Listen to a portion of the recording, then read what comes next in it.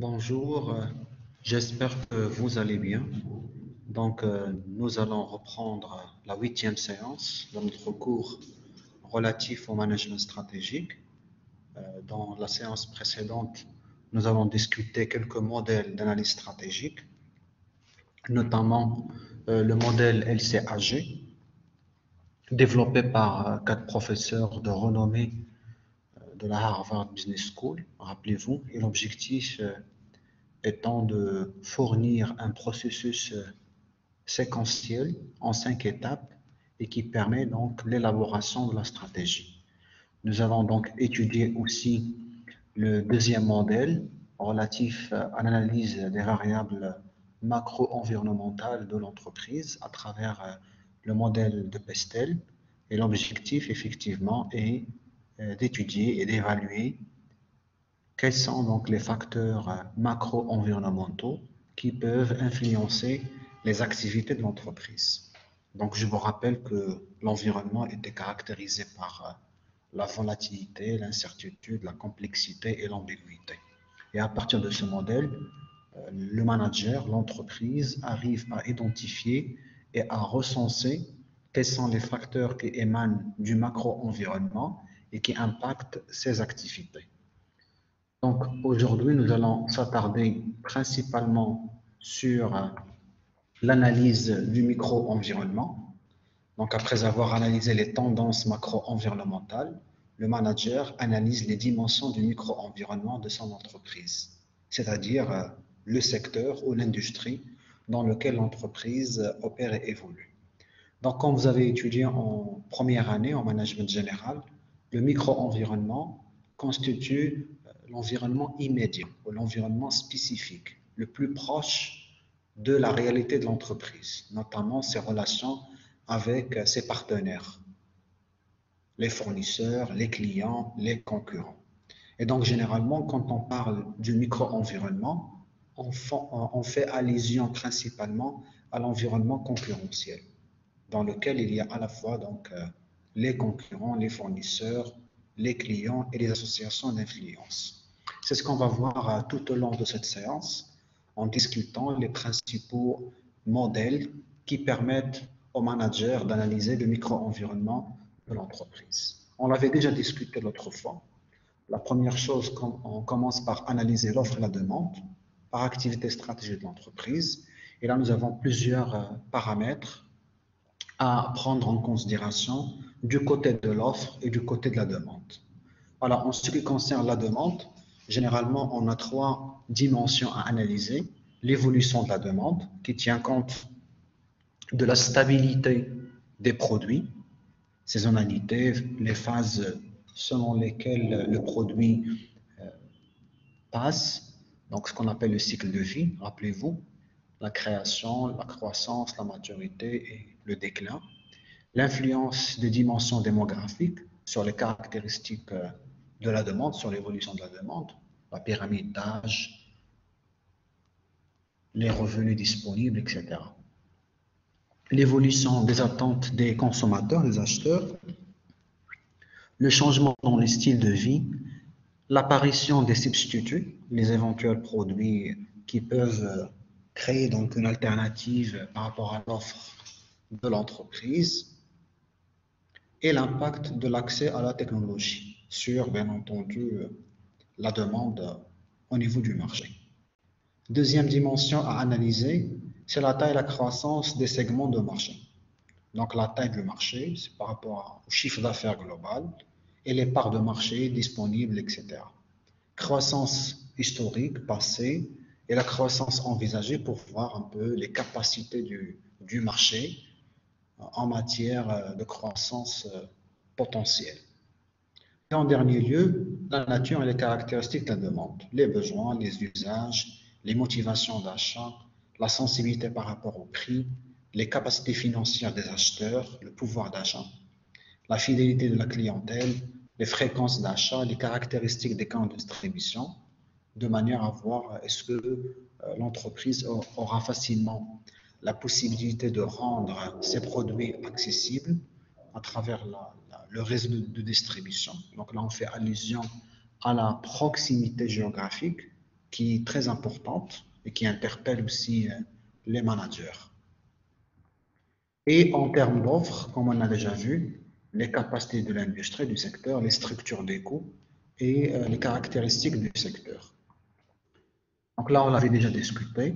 Donc généralement, on va examiner euh, la situation d'un secteur d'activité. Est-ce qu'elle est en sous-capacité ou en surcapacité pour voir un peu les éventuels débouchés et les perspectives de croissance offertes par un secteur donné, la structure des coûts en général, les coûts d'achat de matières premières, coûts de production, coûts de la main-d'œuvre, etc. Et les différentes caractéristiques propres à un secteur.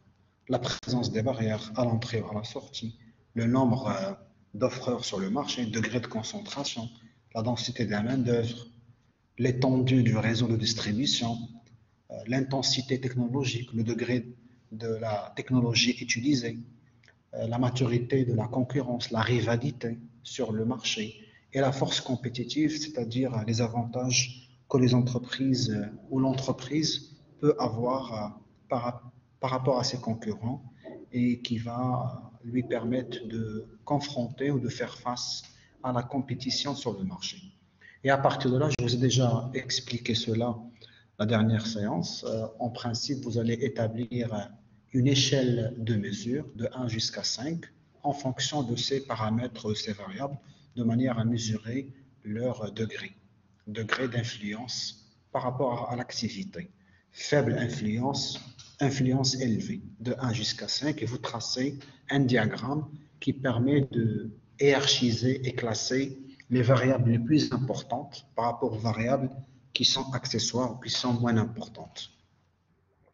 Et donc voilà grosso modo la grille d'analyse de l'offre sur un marché, comme je vous ai expliqué, la capacité du secteur, comme vous voyez ici sur l'écran, est-ce qu'elle est en sous ou sur capacité, le temps nécessaire à une expansion ou à une réduction de l'offre, le coût d'une expansion de la capacité de l'offre, parce qu'il y a des investissements qu'il faut déployer pour élargir, ou augmenter, améliorer la capacité productive d'un secteur, d'une entreprise, les possibilités et le coût de stockage.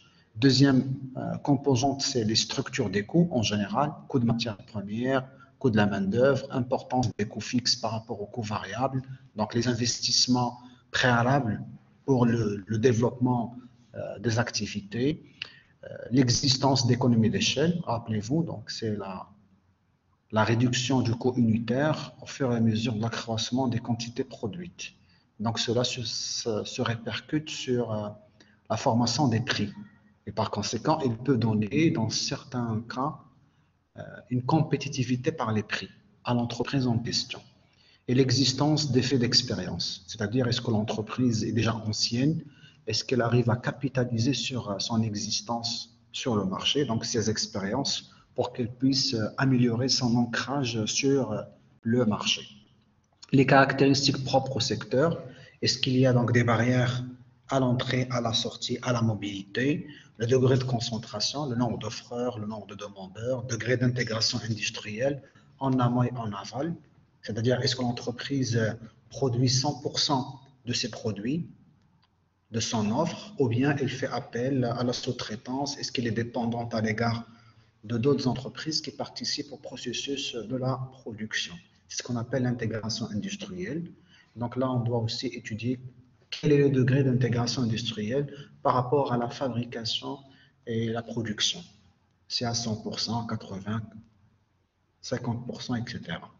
Le réseau de distribution, parce que la problématique de l'accessibilité des produits est indispensable, elle conditionne la performance, et par conséquent, il faut aussi prendre en considération l'existence et la nature des canaux de distribution possibles sur le secteur ou le marché. La question du financement, l'accès au financement. D'abord, le financement à court terme, qui est de nature cyclique, donc les éléments qui circulent avec une forte rotation. Et là, vous faites allusion au BFR, au besoin de fonds de roulement, qui doit être aussi couvert par les financements. Et par la suite, les différents modes de financement à moyen et à long terme en fonction des décisions d'investissement, que l'entreprise sera amenée à prendre et les besoins de financement qui peuvent surgir à n'importe quel moment en fonction de son évolution sur le marché. Donc là, il faut étudier les modes, les modalités et les sources qui sont disponibles sur un marché et qui font de la différence, bien entendu, d'un secteur à l'autre. Et en dernier lieu, la technologie, donc le degré de la technologie utilisée, la technologie mobilisée, la maturité de l'industrie ou du secteur et la dimension sociétale à travers les défis sociopolitiques que peut avoir un secteur par rapport à d'autres et éventuellement la présence d'acteurs influents, notamment les associations, les ONG, la société civile en général, comme par exemple les associations de la protection des consommateurs ou encore les associations de la défense de l'environnement qui peuvent imposer aux entreprises des contraintes par rapport à leur façon de gérer l'entreprise et d'organiser leur activité. Donc, on va s'attarder beaucoup plus aujourd'hui sur le modèle de Michael Porter, donc l'un des professeurs les plus célèbres en management stratégique. C'est un professeur de la Harvard Business School. C'est l'école la plus prestigieuse à l'échelle internationale et mondiale. Et donc, ce professeur nous a conceptualisé un modèle d'analyse des variables micro-environnementales et qui influencent la décision et les activités de l'entreprise. Donc, le modèle sur lequel nous nous baserons pour analyser la structure du marché de l'entreprise, donc c'est le secteur, sera donc celui des 5 forces de la concurrence développé par le professeur Michael Porter. L'approche porterienne est développée dans son livre très célèbre que vous pouvez trouver sur Internet, Stratégie concurrentielle, technique d'analyse des industries et des concurrents, publié dans les années 80. Donc, elle comporte quelques limites, bien entendu, mais elle reste une référence incontournable pour tout manager désireux d'analyser la structure de son entreprise. Le modèle de 5 forces de Michael Porter repose sur l'idée que la profitabilité d'une industrie permet d'évaluer son attractivité. L'idée est simple. À travers la profitabilité d'une industrie, d'un secteur, donc le potentiel de rentabilité espérée d'un secteur, détermine le degré de son attractivité. Donc c'est un modèle qui est emprunté de l'économie industrielle, donc c'est une branche spécifique à l'analyse de la dynamique concurrentielle dans les industries, rappelez-vous, et dans ce modèle, on va donc essayer d'évaluer l'attractivité d'un secteur donné, d'une industrie, sur la base de ses capacités à être profitable, c'est-à-dire à générer de la rentabilité financière. Et donc, le modèle de Michael Porter repose sur une hypothèse forte selon laquelle il existe une relation causale, de cause à effet et univoque qui relie d'une part les caractéristiques structurelles de l'industrie, du marché, les comportements des entreprises et leurs performances.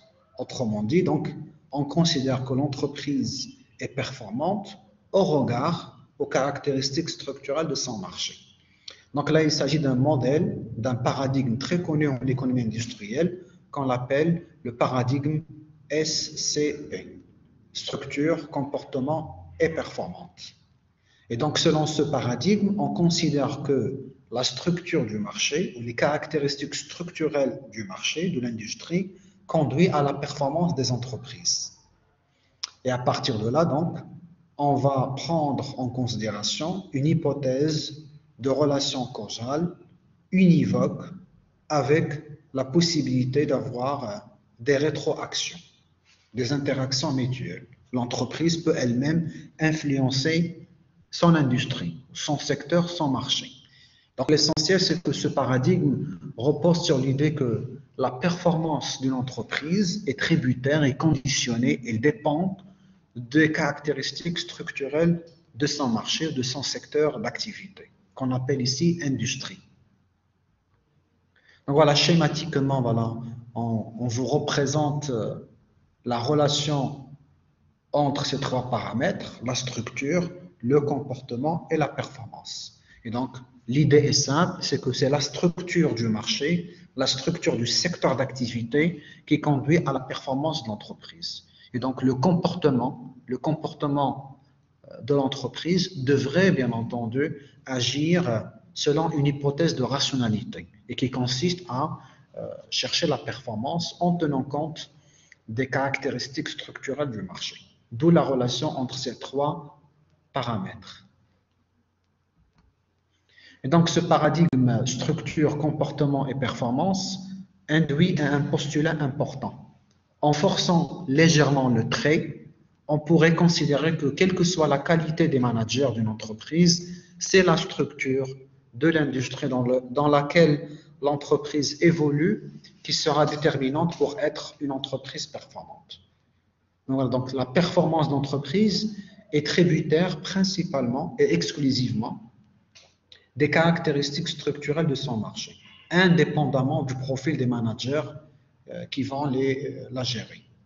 Cependant, l'école de la stratégie a évolué. Il s'est plus récemment basé sur les ressources et les compétences fondamentales liées aux entreprises, ce qui a un peu remis en question les travaux de Michael Porter en insistant plutôt sur l'importance de gérer ses ressources internes et de travailler sur sa capacité à mieux exploiter ses ressources et ses compétences que ne le feraient ses concurrents.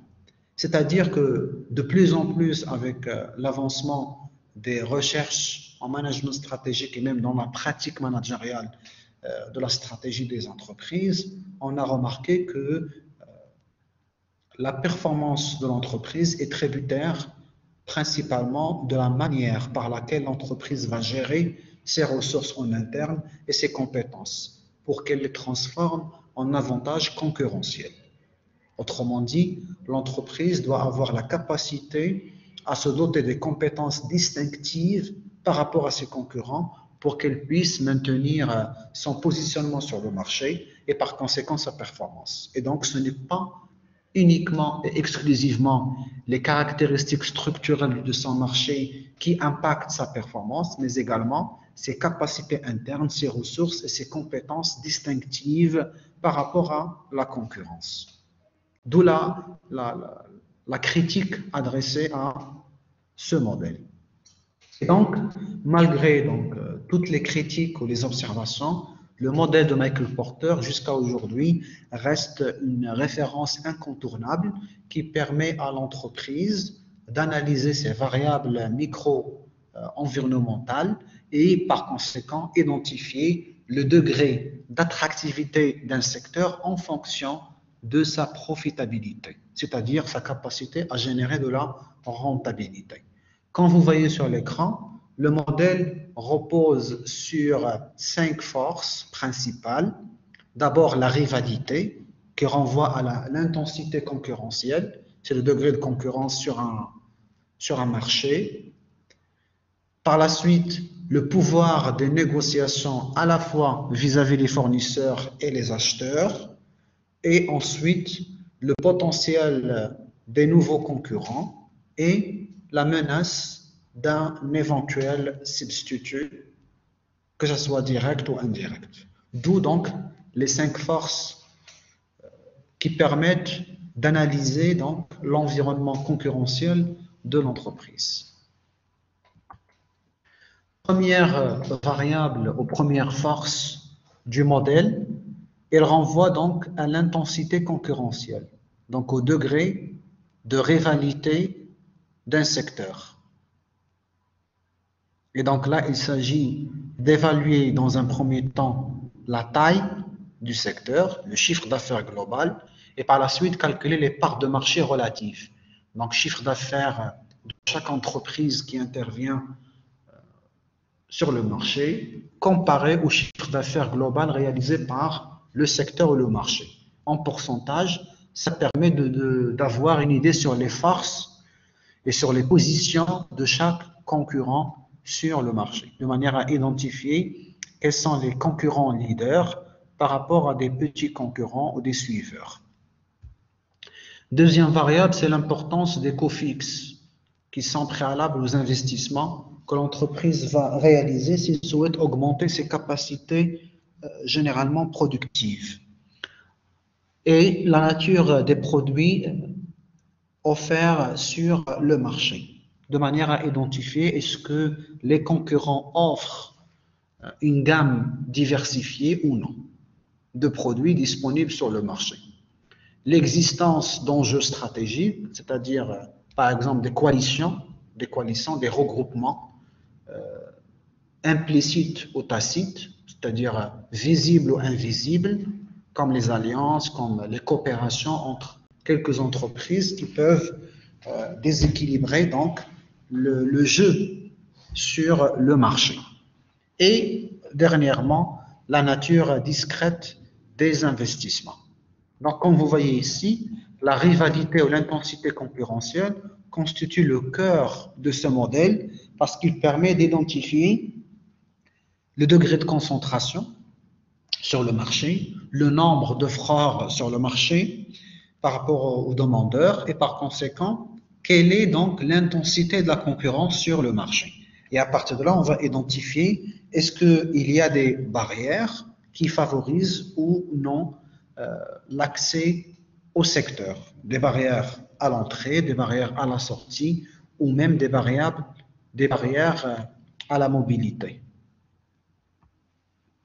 Deuxième variable, c'est la menace des concurrents ou de nouveaux entrants. Donc là, effectivement, il s'agit d'une deuxième variable ici, comme vous voyez sur l'écran, de manière à identifier est-ce que l'entreprise peut courir le risque d'arriver de nouveaux concurrents, de nouveaux entrants sur le marché, qui va renforcer davantage la rivalité ou l'intensité concurrentielle. Donc pour cela, il faut examiner s'il existe des barrières à l'entrée, autrement dit, est-ce que le marché est libre ou bien est-ce qu'il y a des barrières? Ça peut être légal, ça peut être financière, ça peut être économique, etc., qui empêchent de nouveaux entrants sur le marché et par conséquent qui pourra augmenter donc l'intensité concurrentielle. Et par la suite, il faut donc vérifier s'il y a donc des risques de mesures de représailles, c'est-à-dire ce sont des mesures de violence prises par une entreprise pour répondre à un acte qui est jugé donc illégal ou interdit. Parce que sur le marché, il y a des pouvoirs et par conséquent, vous pouvez avoir des risques de déstabilisation, de représailles de manière à heurter donc l'arrivée d'une entreprise par rapport à l'autre. Et donc là, il faut vérifier est-ce qu'il y a donc ce genre de comportement comme l'espionnage industriel, comme le lobbying, comme donc des pratiques qui sont relativement illégales et qui peuvent fausser le jeu sur le marché. Comment on peut analyser donc ces variables? Commençons donc par la première force qui constitue le cœur du modèle, qu'on a appelé donc la rivalité du secteur ou l'intensité concurrentielle. Comme vous voyez sur l'écran, je vous ai mis une grille illustrative pour vous donner une idée sur les variables ou les critères à prendre en considération pour chaque force ou pour chaque dimension. Premièrement, il faut voir donc, on trace donc une matrice, un tableau, où il y a les variables avec leur importance, et par la suite, on va faire une synthèse des observations concernant donc chaque dimension. Premièrement, l'équilibre des forces. Comme je vous ai dit, donc l'importance d'investissement, le chiffre d'affaires réalisé, les parts de marché accaparées, etc. Et là, donc, il faut voir est-ce qu'il y a suffisamment d'équilibre ou pas. Donc, s'il y a un équilibre, c'est un plus. S'il y a un déséquilibre, c'est un moins. Taux de croissance du marché, c'est la variation du chiffre d'affaires sur deux exercices. Donc, chiffre d'affaires N plus 1 moins chiffre d'affaires N sur chiffre d'affaires N en pourcentage. ou bien chiffre d'affaires N moins chiffre d'affaires N moins 1 sur chiffre d'affaires N moins 1 fois 100%. Et donc là, vous avez une idée sur l'évolution de la croissance du secteur mesurée principalement par le chiffre d'affaires. Et donc là, vous allez voir le niveau de la concurrence, de croissance, est-ce qu'il est faible, est-ce qu'il est élevé, et par conséquent, vous allez noter, bien entendu, les commentaires. Les coûts fixes aussi, est-ce qu'ils sont élevés, est-ce qu'ils sont faibles, c'est-à-dire, c'est les charges de la structure. Vous avez vu ça au niveau de la comptabilité analytique. Donc, il y a des coûts variables qui évoluent en fonction de l'évolution de la quantité à produire, et il y a des coûts fixes qui renvoient aux charges de la structure. Et donc, quand il y a donc suffisamment d'investissement en matière de structure, cela donc engage des coûts fixes qui parfois constituent une barrière à l'entrée ou à la sortie dans un secteur donné. Quand il y a vraiment un patrimoine, ce que vous avez appelé l'actif au niveau du bilan, les immobilisations, etc., sont généralement des coûts fixes qui ne varient pas systématiquement avec l'évolution de l'activité. Et donc, ces charges de structure constituent un investissement lourd parfois et constituent soit un frein pour l'arrivée à des concurrents ou parfois à la sortie, en fonction des secteurs en question. Si par exemple on prend l'exemple du secteur de raffinerie pétrolière, vous allez vous rendre compte que les coûts fixes sont très importants. Et par conséquent, ce n'est pas facile ni d'investir dans ce secteur, ni d'abandonner le secteur aussi facilement, vu l'importance et la lourdeur des dépenses d'investissement, qui sont spécifiques, bien entendu, au secteur en question. L'accroissement des capacités, est-ce qu'il est important, est-ce qu'il est faible, est-ce qu'il est facile ou difficile? Les caractéristiques des produits et des services en termes de différenciation et diversification. Donc, il faut avoir d'abord une diversité des produits et des gammes diversifiées. Et qui renvoie aussi aux éventuels arbitrages que les clients peuvent réaliser sur un marché donné ou un secteur donné. Et enfin, donc, s'il y a des barrières à la sortie, légales, financières, managériales, etc., et les observations du manager. À partir de ces variables, vous pouvez avoir une idée sur la rivalité ou l'intensité concurrentielle. Deuxième variable ou deuxième force du modèle de Michael Porter, c'est la menace des entrants potentiels. Donc là, comme vous voyez sur l'écran, on va voir est-ce qu'il y a la possibilité d'avoir des économies d'échelle qui réduisent le coût unitaire de production et par conséquent laissent des marges en termes de fixation des prix, ce qui peut donner donc à l'entreprise une compétitivité par les prix. Des tickets d'entrée, donc ça peut être des exigences pour pouvoir accéder au marché. Ça peut être légal, ça peut être en termes d'infrastructure, en termes d'investissement, etc. Et ces tickets d'entrée coûtent cher à l'entreprise, à l'investisseur qui souhaite intervenir sur le secteur. Difficultés et coûts de changement de fournisseur. Donc déjà, il faut voir sur le marché, est-ce qu'il y a une diversité en termes de présence de nombre de fournisseurs que l'entreprise ou l'investisseur pourra mettre en jeu pour qu'il puisse arbitrer entre la meilleure offre en termes de coût et de qualité, et par conséquent, en cas de litige, en cas de difficulté avec le fournisseur, est-ce qu'il y a un coût de changement? Est-ce qu'il est faible? Est-ce qu'il est élevé? Et à partir de là, vous devez l'apprécier. L'effet d'expérience, est-ce que l'entreprise capitalise sur ces expériences pour améliorer donc son offre et ses pratiques managériales? L'accès à la technologie, le degré d'accès à la technologie, est-ce qu'elle est facilement imitable, difficilement imitable? La possession des ressources rares, Donc des ressources distinctives qui lui donnent un avantage par rapport à la concurrence. Ça peut être des ressources humaines, financières, techniques, logistiques, etc. L'accès au réseau de distribution, est-ce qu'elle est aisée, est-ce qu'elle est difficile? Et donc cela sous-entend l'accessibilité des produits et la proximité géographique des points de vente, par exemple.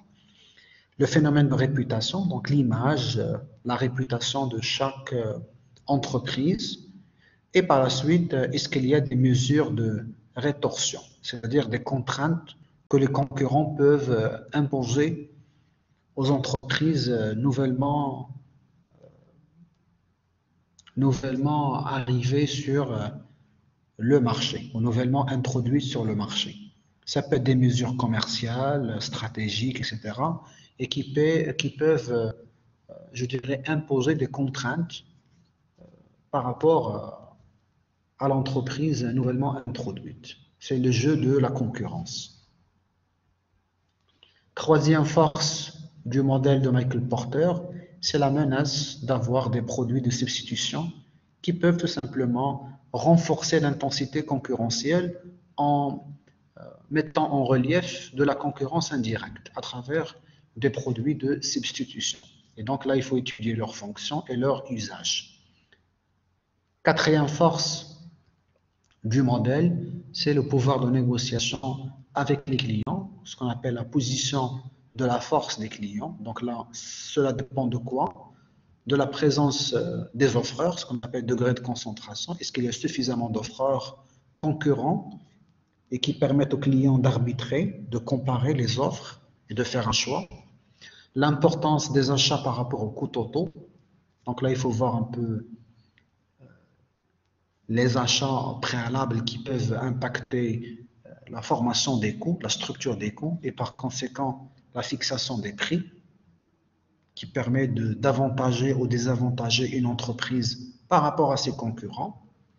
Le coût de passage d'un fournisseur à l'autre en cas de litige, en cas de problème. Si vous voulez même changer de fournisseur, est-ce que le changement est moins coûteux ou très coûteux? Et cela donc se répercute systématiquement sur les prix. Et donc, quand on parle prix, on parle aussi attractivité commerciale et la menace d'intégration verticale en amont. Donc, quand il y a un problème ou le risque d'être obligé de racheter votre fournisseur pour pouvoir contrôler les risques d'approvisionnement. Mais cela, lorsque vous voulez racheter votre fournisseur, ça va vous coûter de l'argent parce que vous devez avoir un financement pour pouvoir acheter ou acquérir son capital. Donc, il y a des risques par rapport à la maîtrise de la chaîne de valeur. En amont, vis-à-vis les fournisseurs, et on va voir en aval concernant donc les clients. Donc voilà une grille synthétique de la même manière par rapport à l'évaluation de la menace d'avoir des produits de substitution, direct, indirect.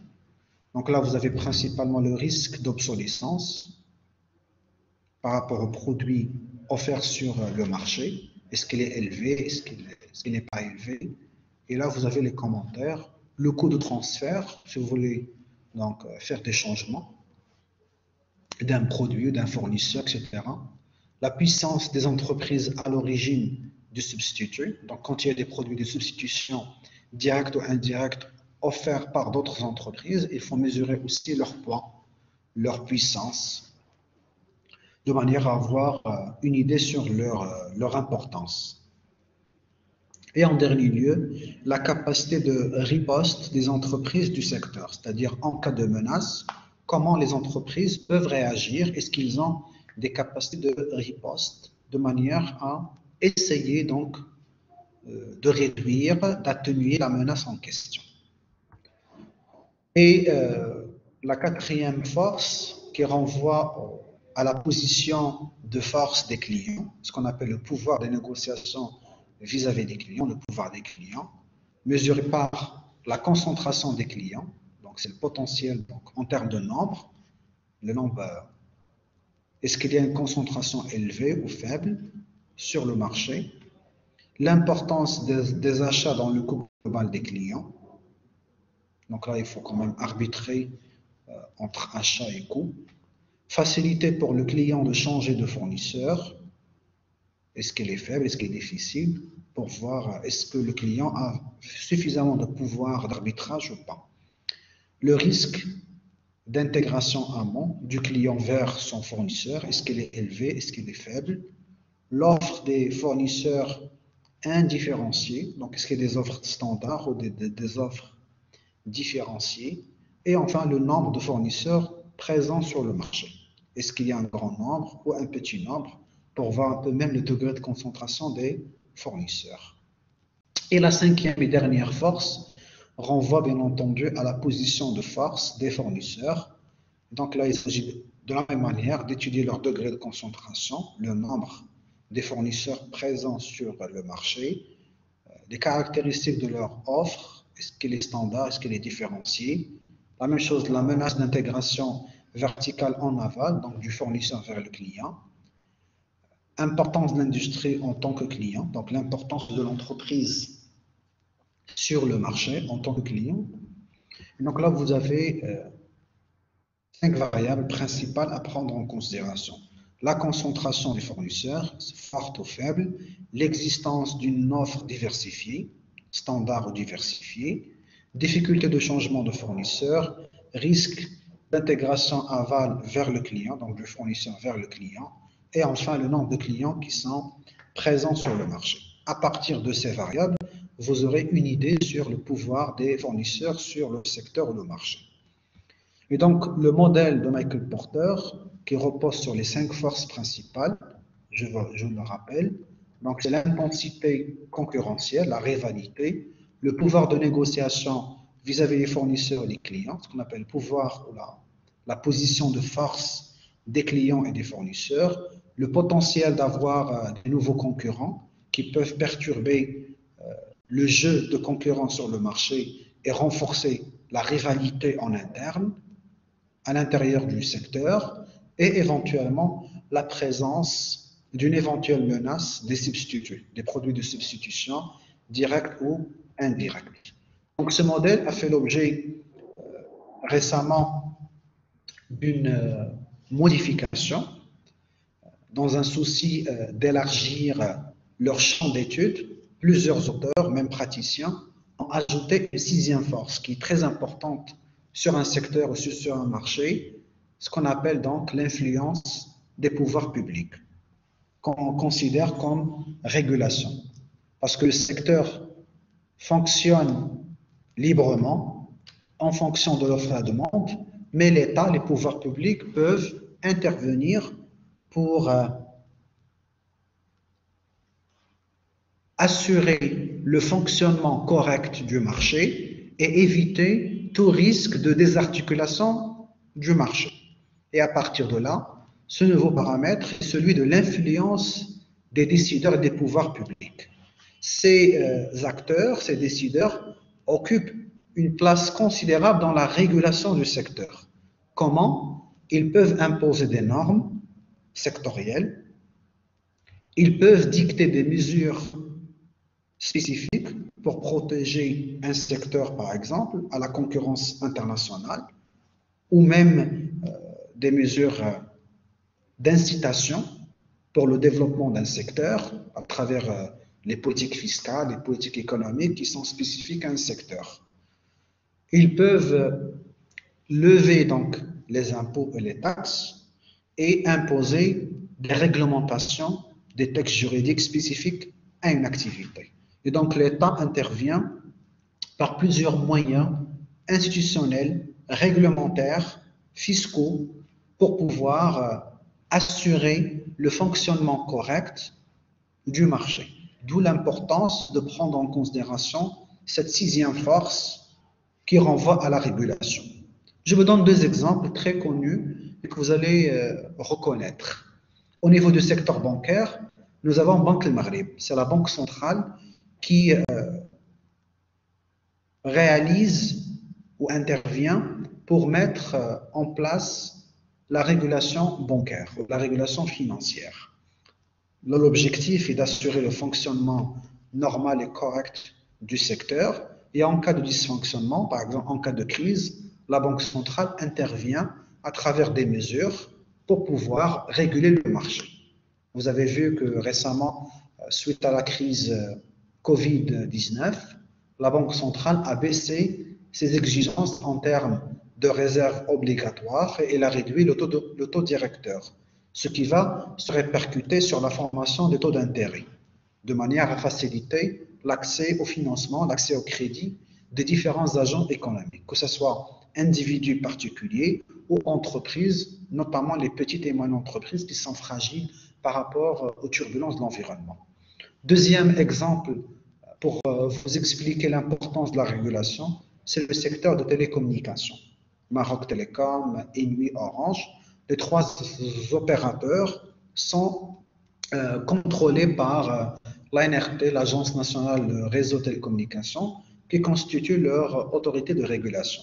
Bref, l'environnement concurrentiel ne peut exclure l'influence des pouvoirs publics et la présence des instruments de régulation qui influencent aussi ces variables micro-environnementales de l'entreprise, des activités de l'entreprise.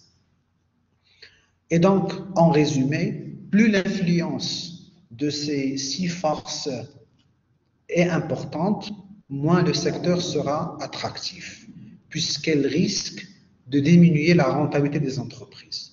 Rappelez-vous, l'idée est simple. Nous sommes en train d'analyser l'attractivité du secteur au regard à sa profitabilité, à sa capacité à offrir de la rentabilité espérée. Et à partir de là, les forces sont considérées, sont perçues comme néfastes. Plus les forces seront importantes, moins le secteur sera attractif. Et par conséquent, les entreprises ne seront pas intéressées à s'y investir. Donc, on peut schématiser ou récapituler les 5 forces de la concurrence de Michael Porter selon le schéma suivant.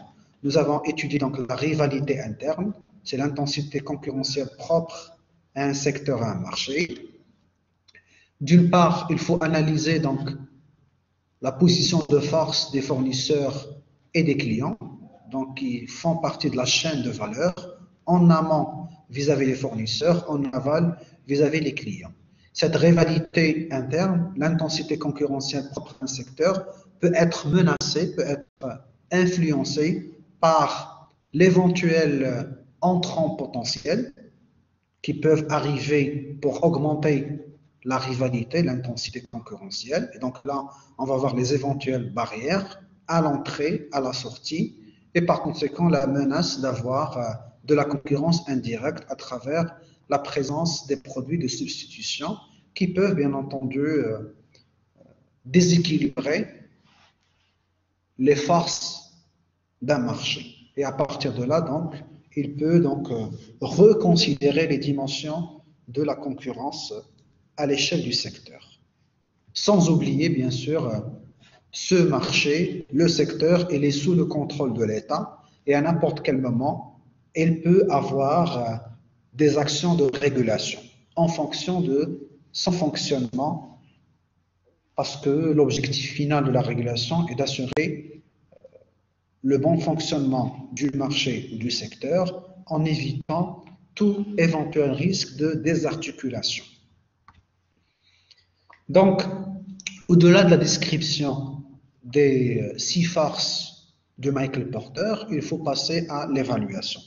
Donc, au terme de cette analyse, il convient donc de dépasser la simple description des forces en évaluant minutieusement l'influence de chacune d'entre elles.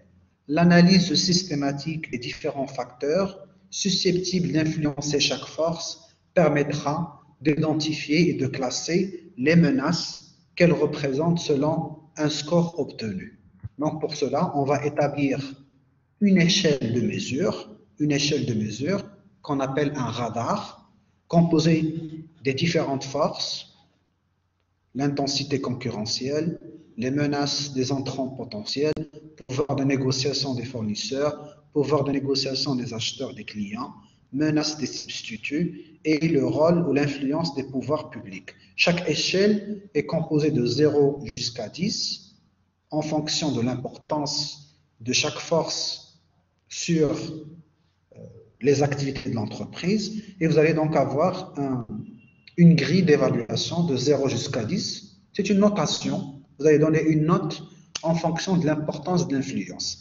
Lorsque l'intensité est rude, l'intensité concurrentielle est fortement rude, vous pouvez donner 10 sur 10. Lorsqu'elle est moyenne, elle est 5 sur 10. Quand elle est faible, 1, 2 sur 10. Donc, vous allez pouvoir analyser l'influence ou le degré d'intensité sur une échelle de 10, 0 à 10. De la même manière, vous allez évaluer le risque d'avoir un nouveau entrant. Donc là, cela sous-entend est-ce qu'il y a des barrières à l'entrée. De la même manière, pouvoir de négociation de fournisseurs selon leur degré de concentration sur leur offre disponible. De la même manière pour les clients, la menace de substituer et l'influence des pouvoirs publics. À chaque force, vous allez faire une notation de 0 jusqu'à 10 et là, vous aurez donc un radar, un tableau de bord qui permet d'avoir une vision sur l'importance de ces forces par secteur d'activité et à partir de là, vous allez dire à quel degré le secteur sera attractif. Si les forces sont importantes en termes de notation, vous allez considérer que le secteur est moins attractif parce que la présence de ces forces avec importance impacte négativement la rentabilité de l'entreprise. Plus ces forces sont importantes, moins vous aurez de chances à avoir de la rentabilité. Parce que vous aurez de la concurrence, de la rivalité, vous avez un problème au niveau de la négociation avec les clients, avec les fournisseurs. Et donc, vous avez des risques de dépendance vis-à-vis des clients, vis-à-vis des fournisseurs, une forte régulation, une forte présence de la concurrence indirecte. Le marché il est libre, à n'importe quel moment vous pouvez avoir de nouveaux concurrents qui vont encore renforcer la rivalité sur le secteur et par conséquent vous aurez du mal à avoir des marges de bénéfices et par conséquent de la performance. Moins les forces sont importantes, plus vous aurez de marge pour avoir de la rentabilité. D'où l'importance en matière de management stratégique de ne pas se limiter à la description. Bien sûr, dans un premier temps, le manager au sein de l'entreprise va utiliser les différentes grilles que je vous ai montrées par force, de manière à évaluer l'importance de chaque variable composant la force avec les commentaires, les observations, et par la suite, il doit impérativement procéder à une évaluation de chacune des 6 forces pour pouvoir identifier et évaluer son degré d'influence, son importance. À partir de cette échelle de mesure, de ce radar, on pourra donc avoir une visibilité sur le degré d'attractivité du secteur selon l'importance ou pas des forces en question. Donc, le radar ou l'échelle de mesure développée par Michael Porter constitue une solution intéressante pour hiérarchiser l'importance de chacune des forces et faire une synthèse de l'analyse de la structure du secteur. Donc, à travers ce radar ou cette échelle de mesure, vous avez une vision globale sur les caractéristiques structurelles d'un secteur ou d'un marché. Et à partir de là, vous aurez une idée sur, bien entendu, l'attractivité du secteur. Plus les forces sont importantes, moins l'entreprise aura de chances de réaliser de la rentabilité. Et par conséquent, le secteur sera considéré comme non attractif. À l'aide de cela, vous serez en mesure de dégager ce qu'on appelle les facteurs clés de succès d'un secteur donné. Donc, à travers cette analyse des caractéristiques structurelles du secteur, vous allez identifier quelles sont les variables les plus importantes et qui constituent des facteurs clés de succès pour que l'entreprise maintienne sa compétitivité et réalise une profitabilité meilleure. Et donc, l'entreprise disposera d'un avantage concurrentiel par rapport à ses concurrents ou sur ses concurrents lorsqu'elle arrive à mieux maîtriser les facteurs clés de succès propres à un secteur, d'où leur importance. Et donc, les facteurs clés de succès sont donc liés à un secteur, à un marché, à une industrie, et c'est bien leur maîtrise par l'entreprise qui constitue une source d'avantage concurrentiel. D'où l'importance de faire recourir au modèle de Michael Porter parce qu'il permet d'identifier les facteurs clés de succès propres à chaque secteur et sur lesquels l'entreprise peut tirer profit en développant un avantage concurrentiel, c'est-à-dire une source et une force compétitive par rapport ou sur ses concurrents. Voici quelques exemples de ces facteurs clés de succès, juste pour avoir une idée. Ça peut être en relation avec la qualité des ressources humaines, du capital humain, les profils, les membres de la direction, l'équipe de la production, personnel de vente, de bureau, de soutien, etc. Ça peut être sur des variables marketing. Là, on parle du qualité de marketing, la diversification, la différenciation des gammes, l'étendue et l'âge de la gamme de produits et leur différenciation, la fixation des prix. Donc, vous aurez un avantage en termes de prix. Le réseau de distribution qui peut vous donner aussi un avantage par rapport aux concurrents. Lorsque vous aurez un réseau de distribution large et étendu, donc là, les produits seront accessibles, donc vous aurez une proximité avec les clients, ce qui donne plus de chances à vendre et donc à réaliser du chiffre d'affaires et la performance, les actions de promotion, de publicité, la relation avec les clients, le nombre des clients sur un secteur, ça peut être aussi un facteur clé de succès. Plus vous aurez des clients nombreux, plus la demande sera importante et donc vous aurez une probabilité à ce que la profitabilité de l'entreprise soit optimale et donc soit maximale. La qualité de la production, les caractéristiques du produit, les méthodes de fabrication, l'utilisation de la nouvelle technologie, la maîtrise des sources d'approvisionnement, leur qualité, leur coût, l'agencement des usines, l'organisation de la production avec, bien entendu, la localisation, les ateliers de production et les questions logistiques liées à l'entreposage, à la gestion des stocks, la gestion des approvisionnements et des flux logistiques propres à la fonction production du secteur ou de l'entreprise.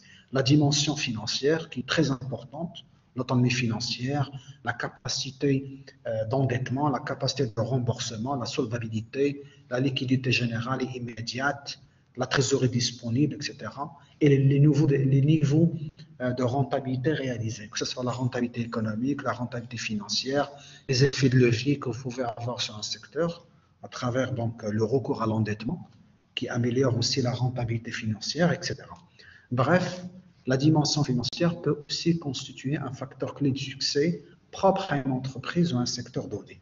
D'où l'importance du modèle de Michael Porter, parce qu'au-delà de l'analyse des forces et de leur évaluation, vous serez amené à identifier par secteur, par industrie, par marché ou même par entreprise, quels sont les facteurs clés de succès qui peuvent lui donner un avantage par rapport à ses concurrents.